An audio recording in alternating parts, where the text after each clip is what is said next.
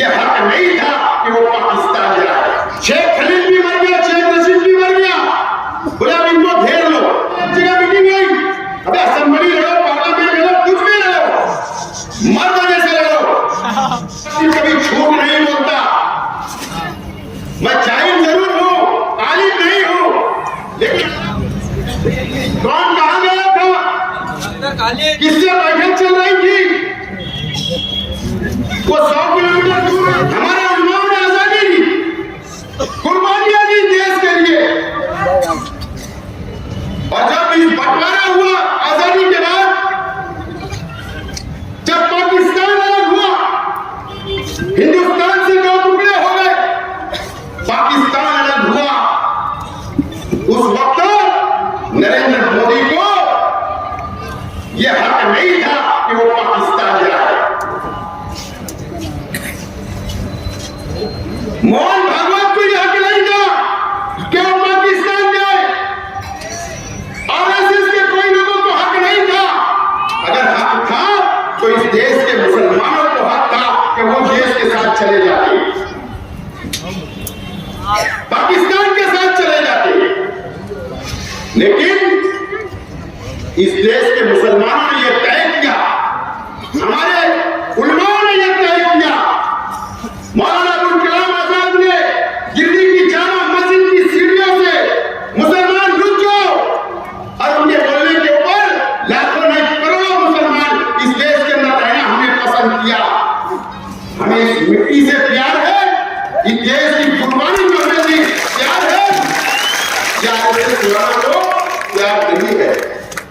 हमें देशद्रोही बोलते हो, सिर्फ वो जाति स्वार्थ करके वोट हासिल करने के लिए हम पर इल्जाम लगाते हो। अरे देशद्रोही तो साध्वी प्रज्ञा सिंह ठाकुर थी, जिसने मालेगांव के अंदर बॉम्ब किया।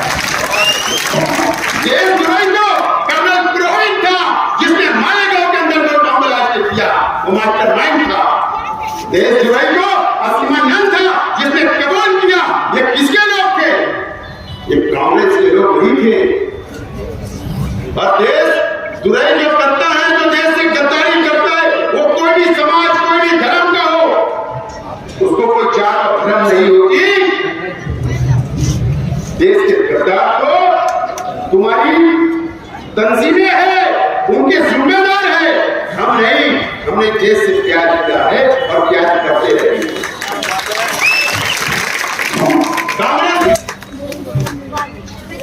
ये शहर के अंदर आप भी सोच रहे हैं, अजीब और गरीब सियासत चल रही है कि नहीं? लेकिन आज मुझे थोड़ा सी बंधन है। तो समाचार तो बहुत अच्छे रह सकता हूं, बंधन है, इसके लिए मैं बहरहाल बोलना भी जरूरी है, क्योंकि वो छोड़ेंगे क्या अपने को? उनके जलसे में छोड़ेंगे तो अपने को भी छोड़ने का 30 तारीख को यह शहर के अंदर कौन सा लीडर मालेगांव शहर में नहीं था? आप लोग ढूंढो, आवाम ढूंढे, कौन कहां गया था, किससे बैठक चल रही थी, वो 100 किलोमीटर दूर गए थे, हमारे जिले के हेडक्वार्टर में गए थे, या रियासत के हेडक्वार्टर में आप ढूंढो। लेकिन बहरहाल देखो, एक बात सुनो, मैंने पार्टी ऑफिस में जलसे के अंदर कहा था, मीटिंग के अंदर, कि कुछ तो खिचड़ी आ रही है, वो हरे कलर की है या कौन सा कलर के, मुझे सिर्फ मेरा एक जुमला कि खिचड़ी पक रही है, वो चूल्हे ही हो गया,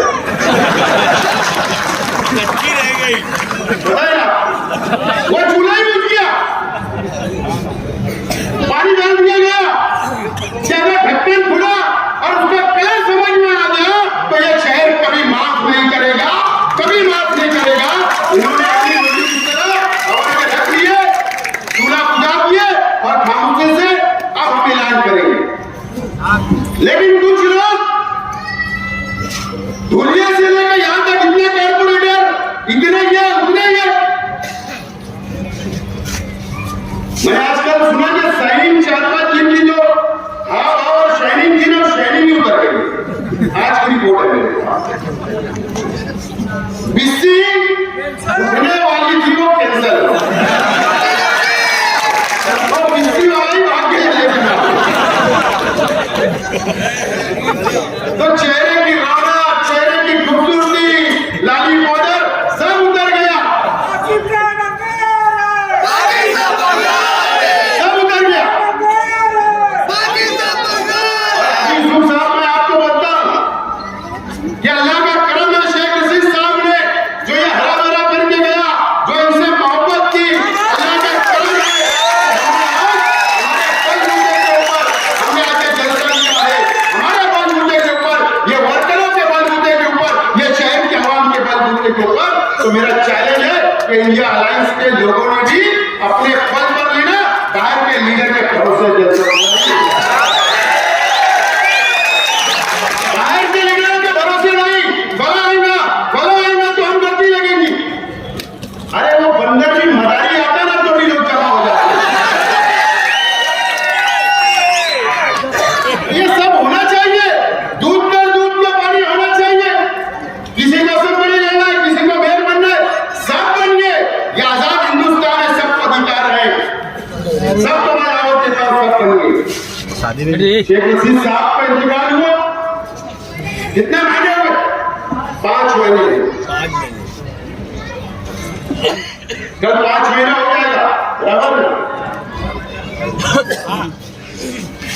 5 महीने के अंदर इस शहर के अंदर कौन कौन सी साजिश रची गई, यह आप लोगों को नहीं पता होगा। आपने अखबार में पढ़ा होगा, और शेख आसिफ कभी झूठ नहीं बोलता। मैं जाहिल जरूर हूं, आलिम नहीं हूं, लेकिन अल्लाह का खौफ है, जब भी बोलता हूं सच बोलता हूं।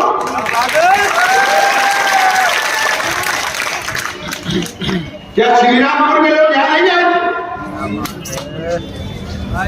इसके लिए आए थे? मेरे परिवार में से 1-2 लोगों के ऊपर फायरिंग करने के लिए, कत्ल करने के लिए आए थे। अल्लाह का करम है, उसको पता चला, शहर छोड़ना पड़ा उन लोगों को। पुलिस को मैंने फोटो भी दिया, पुलिस को मोबाइल नंबर भी दिया। अफसोस आज तक इंक्वायरी नहीं, वहां तक तो पहुंचो। अगर कोई हमारे सीने पे आएगा तो हम सिर पे लेके पटकना जानते हैं, कोई हमारी छाती में आएगा तो सिर पे लेके पटकना जानते, लेकिन हम कानून का पालन करते हैं। कानून के ऊपर भरोसा है, पुलिस पे भरोसा है, उसकी इंक्वायरी पूरी होना चाहिए। गोरखपुर से कौन आया था, यूपी से, कहां रुके थे, किसकी मोटरसाइकिल इस्तेमाल हुई, क्यों इंक्वायरी नहीं हुई? जब कोई मर जाएगा मेरे परिवार का, या मेरे पे फायरिंग हो जाएगी, जब पुलिस इंक्वायरी करेगी, पुलिस को इंक्वायरी करना पड़ेगा।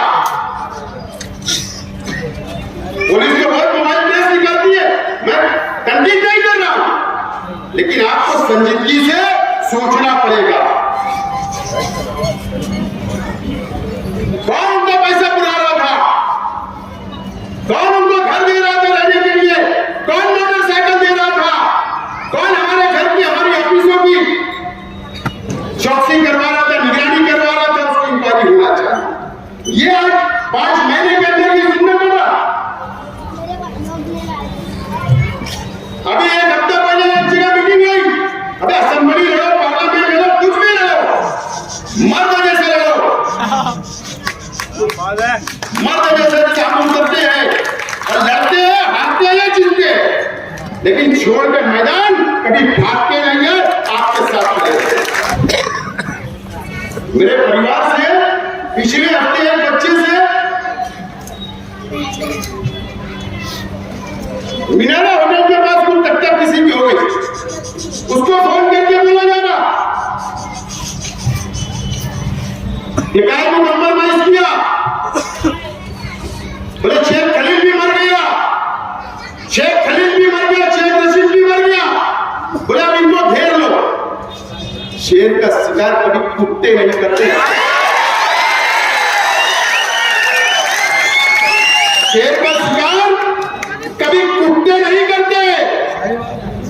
और शेख रशीद साहब ने वैसा बढ़ा के गए जब 25-30 लड़के हैं, हर साल एक भी शहीद हुआ तो 25 साल सियासत करेंगे। आपको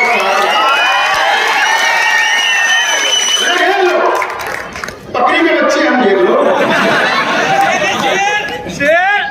शेख रशीद साहब जब मूछ पे हाथ रखते थे तो 10 दिन लोग सोचते थे। हमने वो रास्ता छोड़ दिया। संविधान का कानून में मानने वाला, ईमानदारी से मोहब्बत की सियासत कर रहे, हमको करने दो। कितनी भी प्लानिंग होने दो। और एक मेरा भाई है, मैंने सुना उसने एक को मैंने मार लगी, उसने सुपारी लिया, दूसरे को ट्रांसफर कर दिया। बोले क्या? बोले इन बात वकील का काम। बोले वकील का काम वकील के बच्चे से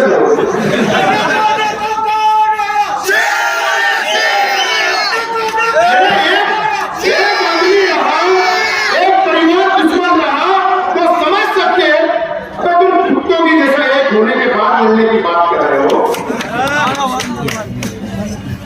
सुपारी दे देना, सुपारी दे देना। पुलिस डिपार्टमेंट से मेरा बोलना इंक्वायरी करो।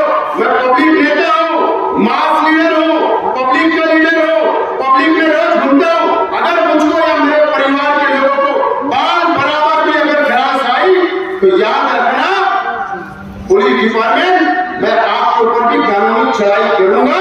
ये बात को नोट रखना। अगर हमने कुछ गलत किया, कानून हाथ में लिए तो करो ना कार्रवाई, केस बनाओ, जेल में डालो। कौन डरता है? बाजू के मंत्री से नहीं डरे, हमने उनके खिलाफ डाला तो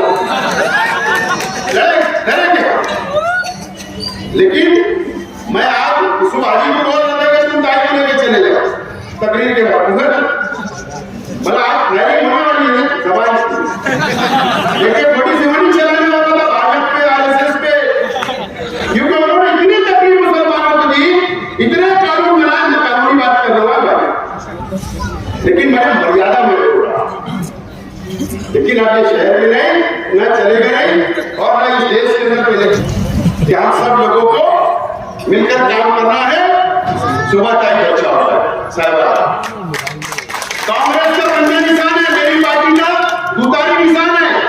न तो आप वहां दूतारी ढूंढोगे तो वो नहीं मिलेगी वहां, क्योंकि उम्मीदवार कांग्रेस पार्टी को यह सीट दी गई है, उनका निशान पंजा है।